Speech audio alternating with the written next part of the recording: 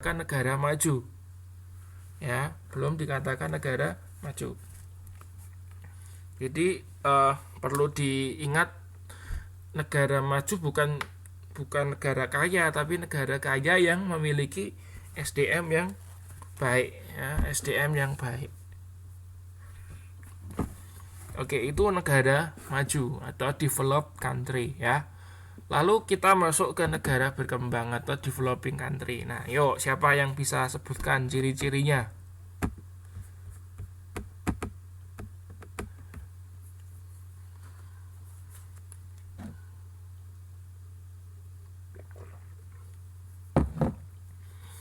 Ya, jadi boleh dilihat dari kebalikannya ya.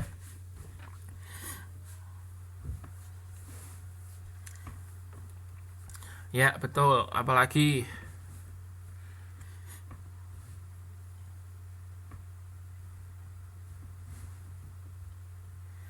ya, jadi SDM-nya rendah itu bisa dilihat dari kurangnya tenaga ahli dan tenaga terampil ya. Ya, angka hadapan hidupnya rendah, betul. Angka kelahirannya pesat. Ya boleh di kita lihat kan, kalau negara-negara berkembang kita memang cenderungnya angka kelahirannya tinggi ya dibandingkan negara maju. Makanya tadi kita lihat bahwa di negara-negara maju itu pertumbuhan penduduknya rendah karena tadi terkait dengan laju pertumbuhan penduduknya kan. Ya oke, dari kualitas SDM-nya juga kurang mandiri. Oke. Oh nih Mbak Anissa ini yang baru ikut kelas, mungkin boleh memberikan masukan ini karena dapat poin loh ya. Yuk Mbak Anissa, coba Anda kalau lihat ya ciri-ciri negara berkembang ya, negara yang sedang berkembang. Apa? Lihat aja, sebutkan satu contoh negara yang berkembang, terus Anda lihat gimana sih penduduk di bukan penduduk, negaranya itu bagaimana gitu kan.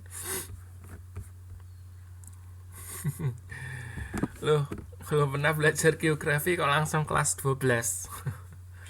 Nah, kelas 11, kelas 10 apa nggak belajar geografi? Oke, nggak apa-apa. Anda sebetulnya nggak perlu belajar geografi, Anda lihat aja, ya kan? Lihat sekilas gitu kan. Anda bisa lihat. Ya, boleh kebalikan dari negara maju. Apa contohnya kan gitu. Sebutkan aja. Tadi kan kita sudah lihat ciri-ciri negara maju seperti apa, ya kan. Nah, Anda sebutkan aja satu ya biar dapat poin. Apa? Oke, ya. Jadi tingkat pendidikan yang rendah itu nanti terlihat dari itu ya, tenaga ahlinya kurang, tenaga terampilnya tidak banyak. Oke. Ini Mbak Anissa yang pindahan dari itu ya, Jakarta itu bukan? Oh ya. Oke. Ya, betul ya. Jadi tingkat pendidikannya rendah. Jadi itu kalau kita lihat dari sisi SDM-nya tidak baik ya. Kurang gitu kan, kurang. Oke. Ya, ya, saya pikir betul ya, ciri-cirinya tadi sudah disebutkan. Jadi ada beberapa ciri negara berkembang. Nah, SDM-nya, dari tingkat SDM-nya itu tidak terlalu banyak ya, kurang. Jadi kalau kita bicara SDM di sini, yang termasuk adalah tenaga ahli dan tenaga terampilnya ya, itu kurang.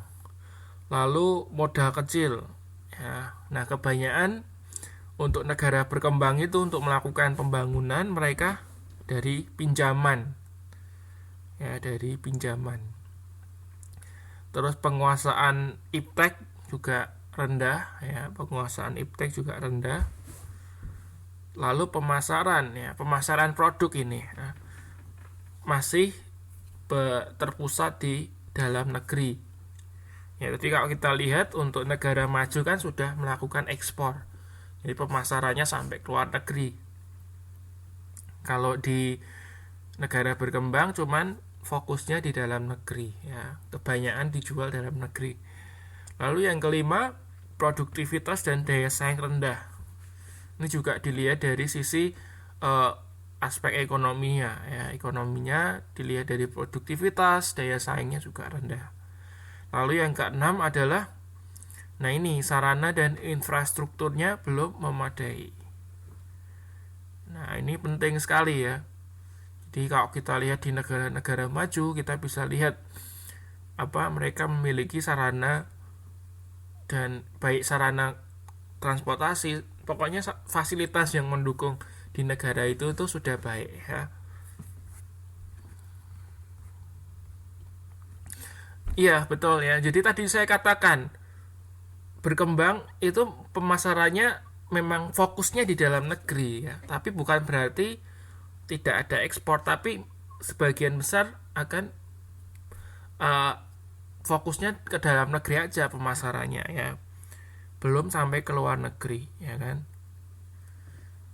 Jadi memang kita ekspor, tapi ekspornya pun itu barang-barang komoditas dalam artian yang belum diolah gitu kan. Misalnya kita mengekspor bahan minyak mentah gitu-gitu kan ya, kemudian ekspor ya pokoknya yang komoditas alam yang belum diolah gitu kan. Nah itu kebalikan, kalau negara maju mereka ekspornya produk-produk yang sudah diolah gitu kan, mobil ya kan, kemudian apalagi ya pokoknya alat-alat yang sudah diolah gitu kan. Jadi ya sudah barang jadi, bukan belum bahan mentah yang diekspor ya. Jadi saya bilang bukan mereka cuma di dalam negeri, mereka juga ada ekspor, tapi eh, kalau dibandingkan antara ekspor dan impor dan pemasaran dalam negerinya itu lebih banyak yang impor, lebih banyak belinya daripada jualnya kan gitu. Kita lihat aja di neraca perdagangan Indonesia gitu kan, kita lebih banyak beli daripada kita jual. Kalaupun kita banyak jual ya, itu yang kita jual itu bukan produk yang jadi yang sudah diolah, tapi produk-produk yang uh, mentah ya kan. Saat kita jual mentah, nanti kita beli lagi sudah diolah, harganya lebih mahal gitu ya. Jadi kita jualnya belum diolah, masih mentah, lebih murah, nanti kita beli dari negara yang kita jual itu lebih mahal gitu kan. Nah, jadi susah. Nah mengenai ekspor TKW gitu ya, oh ini sebetulnya penting juga ya. Ini masih terkait dengan tadi ya. Jadi sebuah negara itu salah satunya kekuatannya itu terletak di masyarakatnya gitu kan. Oh sebuah negara itu kalau nggak ada masyarakatnya itu waduh susah ya. Susah ya. Makanya sekarang kita lihat Cina, India itu bertumbuh pesat ya. Cina, India bertumbuh pesat karena apa? Salah satunya karena mereka punya punya penduduk yang banyak itu loh ya. Betul, Cina sekarang pesat ya, karena itu mereka punya sumber manusianya banyak ya. Ini saya cerita ini ya, kalau di Cina Anda jualan nggak usah jauh-jauh, jarum aja ya, Anda beli jarum ya, Anda produksi jarum kemudian Anda jual di Cina, itu kalau semua masyarakat Cina itu beli jarum sama Anda, oh Anda sudah jadi orang kaya itu. Ya kan? Iya betul, soalnya yang mau beli banyak gitu kan. Dibanding Anda jualan jarum di misalnya Singapura. Orang Singapura berapa sih? Sama orang Jakarta aja banyak Jakarta. Ya, berarti yang beli kan sedikit, sekuprit betul. Ya. Nah, kalau di Cina Anda jualan jarum aja, kalau semua masyarakat Cina itu beli, oh Anda bisa jadi kaya. Nah, sebetulnya Cina itu nggak butuh market di luar negeri. Mereka mencukupi market mereka di dalam negeri pun masih bisa hidup gitu loh. Ya, jadi nggak perlu cari-cari mau dijual di mana ya jarumnya, nggak perlu. Mereka jual dalam negeri sudah bisa hidup gitu loh. Nah, beda dengan negara-negara yang jumlahnya kecil kayak Jepang ya. Jepang kan jumlah penduduknya nggak banyak juga. Entah. Nah, mereka akhirnya apa? Carinya luar negeri. Mobil dia jual ke Indonesia, jual ke Thailand, jual ke Filipina. Ya, karena mereka nggak punya orang yang mau beli. Negara mereka nggak punya orang, makanya mereka butuh tempat yang banyak untuk jual orang gitu kan. Nah, nah, itu makanya. Jadi Taiwan itu serba salah ya kan. Ya, mungkin beberapa dekade yang lalu ya, tahun 80 90-an Taiwan boleh perkasa ya. Dibanding Cina, Taiwan memang jauh lebih maju gitu kan. Dulu ya, sekarang hati-hati ya. Jangan sampai salah langkah gitu kan. Karena sekarang apa-apa Cina gitu kan. Jangankan Taiwan ya, Jepang, kemudian Amerika pun sudah mulai keder ya dengan Cina ya. Bahkan sekarang untuk perekonomian dunia ya, Cina sudah menggeser Jepang, kemudian Jerman ya, sudah kalah itu ya. Eh,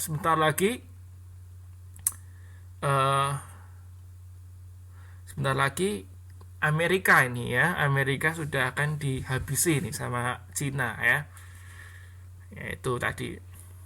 Oh ya, itu saya tahu ya, ada juga masalah yang kemarin itu kan jadi isu politik juga kan, masalah ada artis eh, Taiwan, dia kontes di Korea gitu kan, tapi bawa bendera Taiwan, kemudian dari pihak Cina kan itu apa di itu ya, itu jadikan isu politik waktu pemilihan presiden kemarin ya.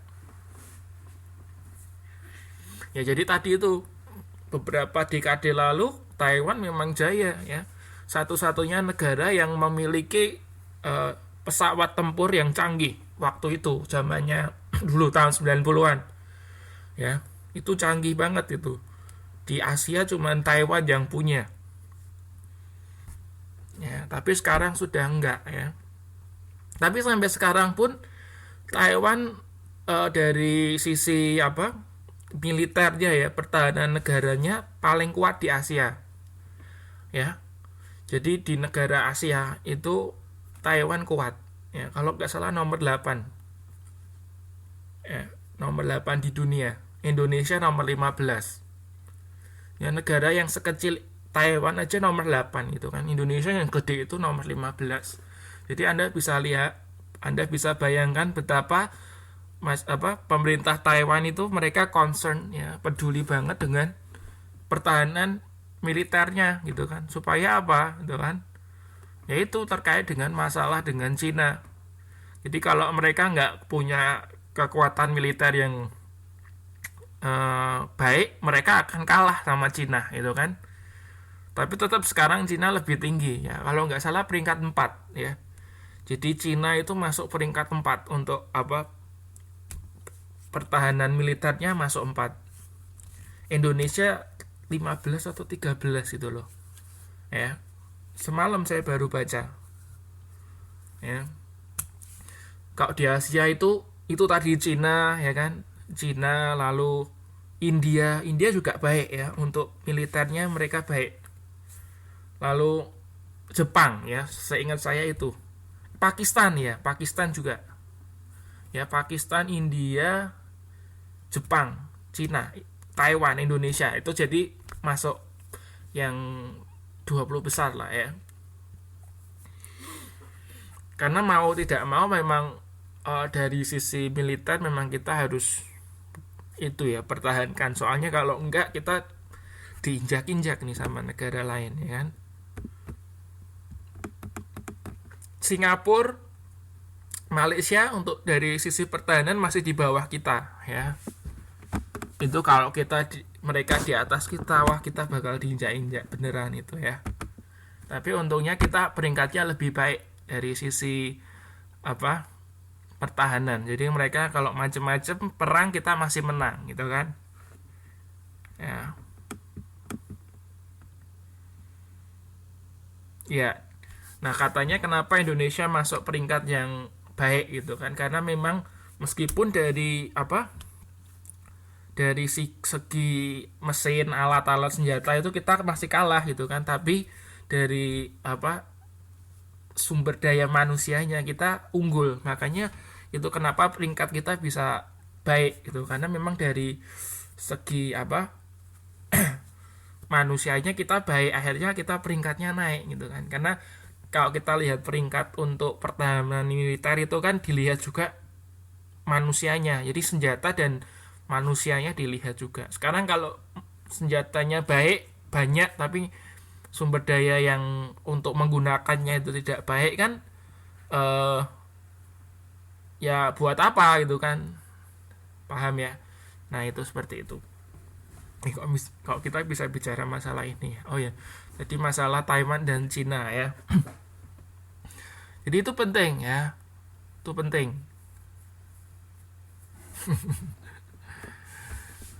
Nah itu sekarang kalau kita lihat di pemerintahan Jokowi ya, kita lihat mulai menggenjot di sarana dan infrastruktur. Ya saya setuju sih, karena kalau kita bandingkan ya Indonesia dan di negara luar, kita memang ketinggalan di sarana ya, infrastruktur kita masih, apalagi sarana transportasi kita ya. Waduh ya, sedih. Saya pernah naik busway itu, wah, sampai kehujanan ya, sudah di dalam busway-nya loh ya, kehujanan. Anda bisa bayangkan nggak? Naik busway, di dalam busway ya, di dalam bisnya itu bisa kehujanan ya, bocor ternyata. Ternyata atasnya tuh bocor ya, ngeri sekali ya. Padahal kalau kita lihat Jakarta itu kan sebetulnya pusatnya Indonesia kan gitu kan. uh, Jakarta itu kan pusatnya Indonesia, mosok ya alat transportasinya sampai bocor gitu ya kan, parah sekali. Kalau mungkin di luar Jakarta oke lah ya kan, tapi kalau di Jakarta masih kayak gitu kan. Tapi ini kejadiannya waktu kemarin loh, bukan kemarin, waktu ya setahun yang lalu sih ya. Ya, masih pemerintahannya Ahok itu, betul ya. Nah, ini semoga kita di pemerintahannya si ini Pak Jokowi ini ya bisa semakin baik ya. Nah, ini salah satunya ini kereta cepat Jakarta Bandung. Wah, kita dapat pujian dari Filipina loh ya. Ya, Filipina ya. Itu Filipina sempat berita heboh itu karena Indonesia bisa membangun kereta api cepat. Mereka itu mau bangun kereta api cepat nggak bisa sampai sekarang ya. Ya, tapi Indonesia bisa. Mereka salut sama pemerintahan Jokowi. Kenapa kok kita nggak bisa gitu ya? Kenapa Indonesia bisa bangun kereta api cepat, kita nggak bisa? Tapi ini betul membanggakan sekali loh ya, sebuah negara yang mempunyai kereta api cepat. Ya, saya bisa bayangkan itu. Tidak banyak negara yang bisa membangun kereta api cepat. Ya, cuma negara-negara yang maju ya, kayak Taiwan punya kan HSR, itu kan juga kereta api cepat ya, HSR ya. Kemudian di Jepang mah negara kereta ya. Cina punya gitu kan ya, Cina juga ada, saya pernah naik itu pokoknya di daerah Guangdong sana pernah naik ya. Iya bener, keretanya enak kok. Nah kemarin waktu ada perdebatan antara kereta Cina dan kereta Jepang gitu ya, Hong Kong belum punya kereta api cepat. Hong Kong belum punyanya MTR. Kalau MTR nggak cuman Hong Kong, banyak yang sudah punya ya. Nah kemarin saya lihat gitu ya, kebetulan kan saya sudah pernah naik kereta nih ya. Jadi kereta di Taiwan, di Hong Kong, lalu di Cina, di Korea, di Jepang, saya kan pernah naik semua itu ya. Kalau saya bandingkan ya, di Cina keretanya juga oke kok. Ya, di Cina oke gitu kan. Nah, seandainya ada tawaran nih dari Jepang dan Cina untuk bangun kereta, kalau saya pribadi pilih yang Cina aja, orang lebih baik kok gitu kan. Ya kan? lebih di Singapura belum ada kereta ya, mereka punyanya MTR, agak lain loh ya, MTR dengan kereta ya, dengan HSR pun lain sebetulnya ya. Nah kalau HSR itu kan kereta yang cepat gitu ya, yang cepat lain lah, dari bentuknya juga lain ya, lebih modern yang HSR itu. Saya pernah naik sekali itu dari Taoyuan ke Taipei, cuman 30 menit kalau nggak salah ya. Anda kalau mau ngerasain yang benar-benar itu dari Taipei ke Kaohsiung, ada itu ya. Ya, saya belum pernah. Saya belum pernah. Saya naik sekali ya, itu naik sekali itu dari Taoyuan ke mana, ke Taipei. Saya pengen ngerasain kayak apa tuh rasanya gitu kan. Temen saya bilang enak, oh Dev enak gitu kan. Cuma saya nggak pernah rasain enak-enak. Ternyata ya sama aja kayak gitu aja. Ya, ya memang sih ada kayak apa yang jualan itu ada ya, yang jualan itu kan, yang mbak-mbak itu cici-cici yang jualan itu ada ya. Ya duduknya lebih gede, betul sekali. Tapi kayaknya ya sama-sama aja lah, kayak gitu aja kok ya. Tapi tadi itu ya, kalau makanya sekarang kalau kita ngomong, dulu kan prinsipnya gini, ada harga, ada kualitas itu ya, bener gak? Pernah dengar gitu nggak? Ada harga, ada kualitas itu ya. Nah itu teori itu kalau sekarang ya kayak gitu, itu dilibas sama Cina itu. Cina nggak urusan gitu kan. Kalau bisa Cina harganya semurah-murahnya tapi kualitasnya baik itu kan. Kalau Cina kan seperti itu sekarang. Makanya sekarang produk-produk Cina mulai dipakai loh ya. Bahkan ini ya, Inggris, Anda tahu ya, Inggris itu kan negara maju itu. Bahkan kereta api mereka itu yang buat orang Cina loh, pemerintah Cina. Anda boleh search ya, di kereta api di Inggris itu yang bikin pemerintah Cina, perusahaan Cina itu, yang sekarang lagi bangun punya Indonesia. Di Inggris itu negara maju, kereta apinya aja diproduksinya oleh Cina ya kan. Terus sekarang ini, kemarin saya baru tahu karena lihat majalah di pesawat waktu saya perjalanan ke Hong Kong, saya baca sekarang mata uang Cina itu dipakai di Inggris ya. Mata uang Cina itu dipakai di Inggris sekarang. Jadi sekarang nggak tergantung sama dolar lagi ya. Kalau dulu dolar kan, perdagangannya dolar, sekarang Cina sudah dipakai di Inggris, laku sana. Ya. Iya, yang bangun punya Indonesia sekarang kan Cina. Yang itu apa? Jakarta Bandung kan yang bangun itu ya. Cina itu ya. Nah, masalah HP juga ya. Sekarang Xiaomi itu ya yang lagi menguasai. Beberapa tahun lalu kan produknya Apple itu di Cina dikuasai Apple. Ya kan? Sekarang Xiaomi yang ngalahin nomor 1 sekarang. Samsung sudah lewat itu kan. Apple aja lewat, apalagi Samsung. Itu sudah Xiaomi ya. Iya, Xiaomi sekarang nomor 1.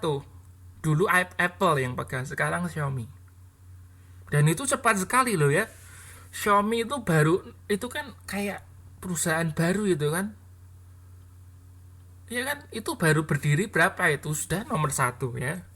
Anda bisa bayangkan. Bahkan sekarang HP saya HP Cina.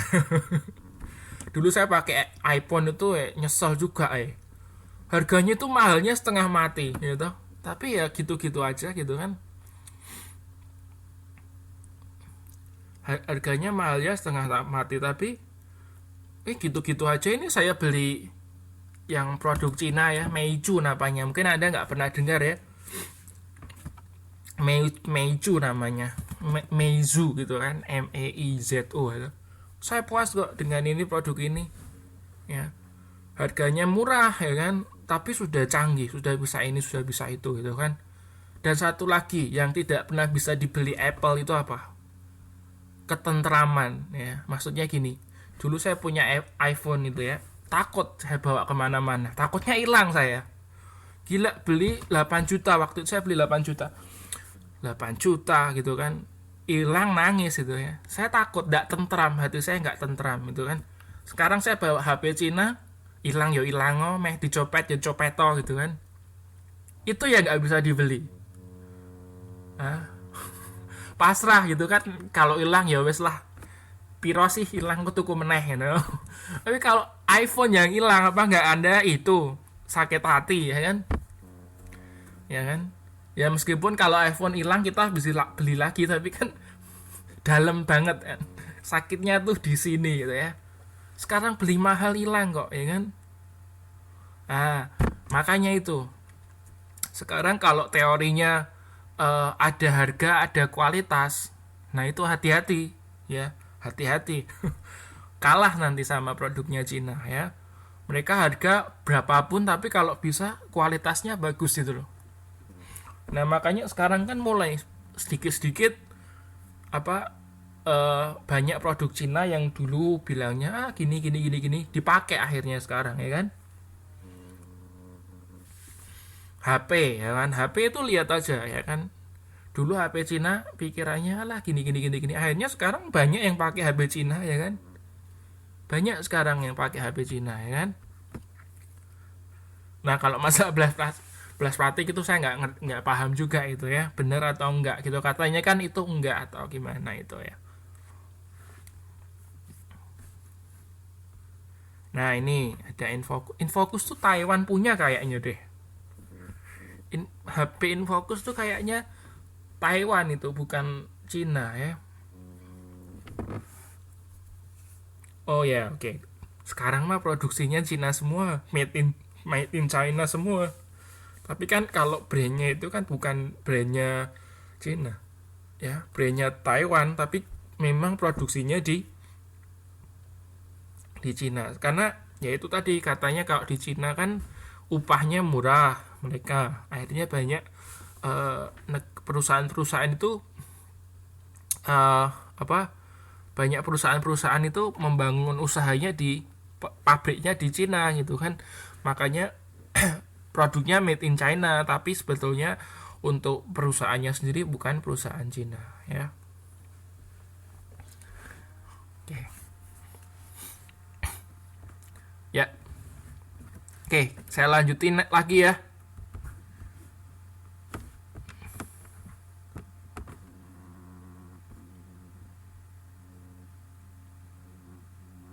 Oke, ya, next. Oke, tadi negara berkembang. Sekarang contohnya, ayo untuk negara maju. Siapa yang bisa kasih contoh negara maju?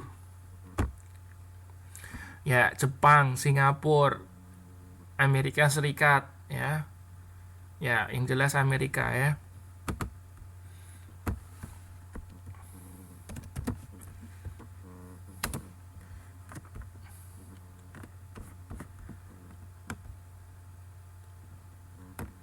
Mbak Ayu Mas Ayu, Mbak Endang Rahayu nih belum jawab. Biar saya kasih poin. Yuk, jawab Mbak Endang Rahayu. Udah ya tadi ya. Oh ya. Ya, oke. Iya, oke, betul ya. Ini ada beberapa contoh negara maju ya, Amerika, Jepang, Jerman, Australia. Nanti bulan Maret saya berangkat lagi ke Jepang ya. Nanti saya ceritain ya, saya kasih fotonya. Saya update nanti di Facebook. Nanti saya bulan Maret saya berangkat nanti ke Jepang. Soalnya sekarang itu apa? Ya boleh dong pamer ya kan, masa nggak boleh pamer? Nanti oleh-olehnya foto ya, saya kasih tanda tangan ya. Sekarang enak loh ya.